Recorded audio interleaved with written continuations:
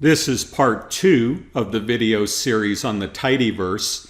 And right now I'm simply demonstrating, and I'm going to continue with that. So there's nothing for you to do other than to watch and perhaps salivate as you see what's coming up. So for this, I'm going to use some data that we're actually going to load from the web. You see here, this is pretty cool that from R you can actually read data in right off the web.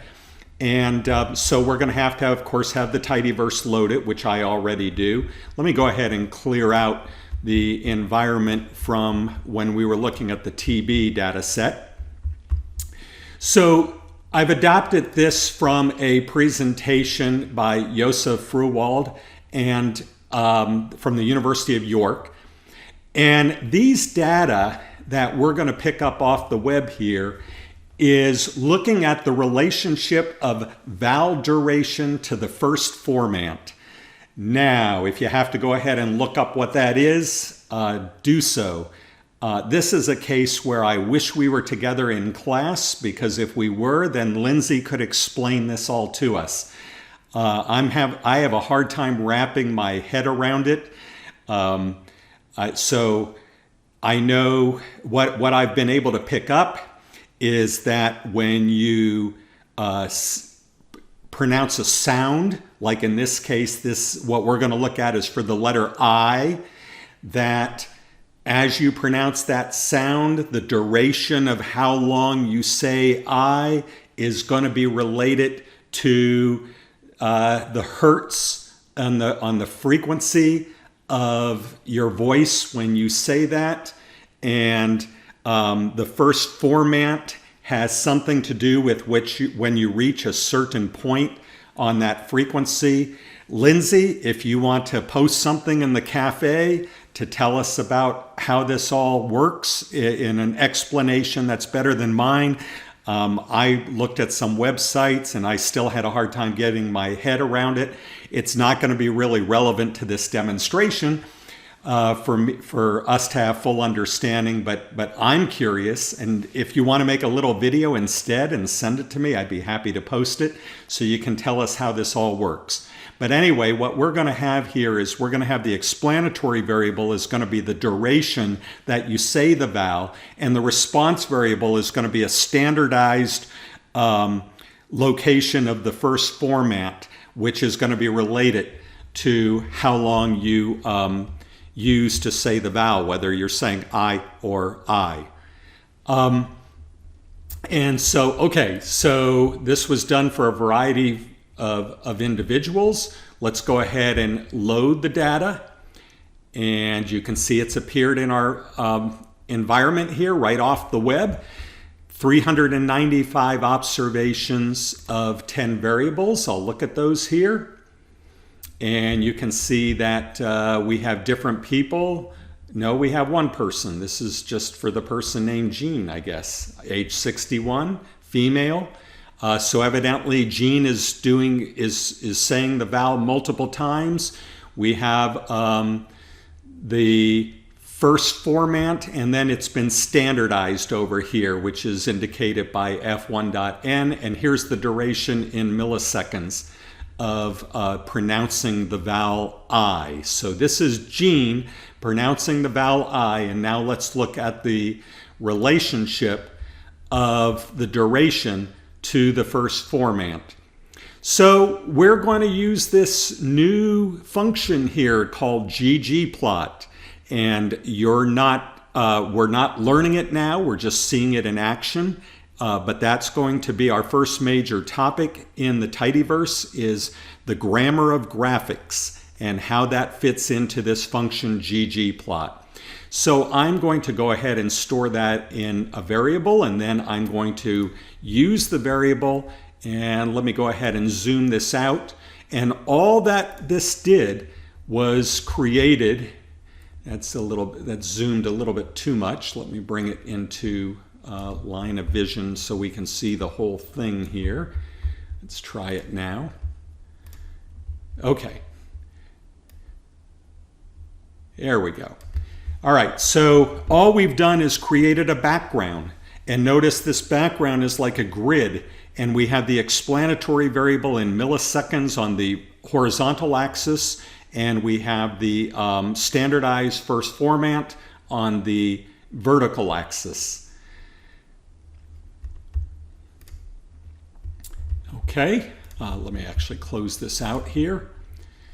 So now I'm going to put some data in that scatter plot, and I'm doing that by calling up another function, geomePoint, and adding it to the first one, like a regular addition, but we're just adding data in. And so here it is zoomed out. Pretty cool, pretty nice looking scatter plot of Gene saying these various, or not various vowels, the vowel I multiple times. Let's change the shape of this a bit. And we're going to do that by using with geomePoint a shape argument. And so now this is what it looks like. So now we made those points a little bit different shape. We can change the color and size in our arguments pretty easily. Here we've made some big red dots. Same scatter plot, but we're just changing the way it looks. Let's go back to the original points, but then let's put in a non-linear regression curve. In other words, we're going to do a linear or a regression, but we're not forcing it to be linear. We're just going to create the best function we can to minimize the residuals of the points. And this is what we get. Pretty cool, huh? So this function here that we're seeing is actually allowing us to predict the format in a nonlinear fashion from the duration of our how long it takes to say that letter I, or at least how long it takes Gene to say that letter I. We could even create this without the points if we wanted to, with one single command. Here it is.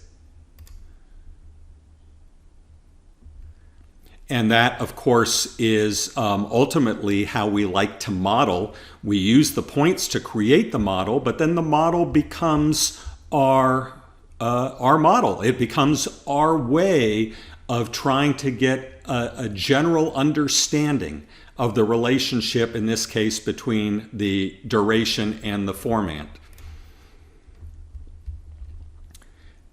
When we're working with large scale values, we often like to work with the logarithms of those values. We don't do that too much in the behavioral social sciences, but it's done a whole lot in areas like astronomy or microbiology, where you have either very big or very small units.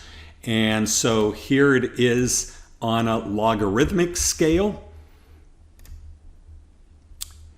And what I'm trying to show you here is, again, one command, change that plot. Now let's put on some nice labels and a title to this. Here we go. 394 tokens of I from one speaker. We put on vowel duration here. We put on normalized F1 here. Nice little border around this. Looking prettier and prettier. Interestingly enough, everything that was just done above, let me clear out this plot window and show you that everything that was just done above could be done with one command. Look at this. It's ggplot, but then we're adding on a bunch of stuff to ggplot.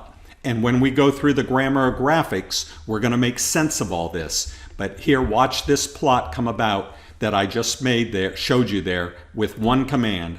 There it is. So the background was created, the regression line, the points, the labels, everything with one nice command. And instead of stringing out a whole bunch of arguments, We were able to put this by adding stuff to the plot, literally with a plus sign.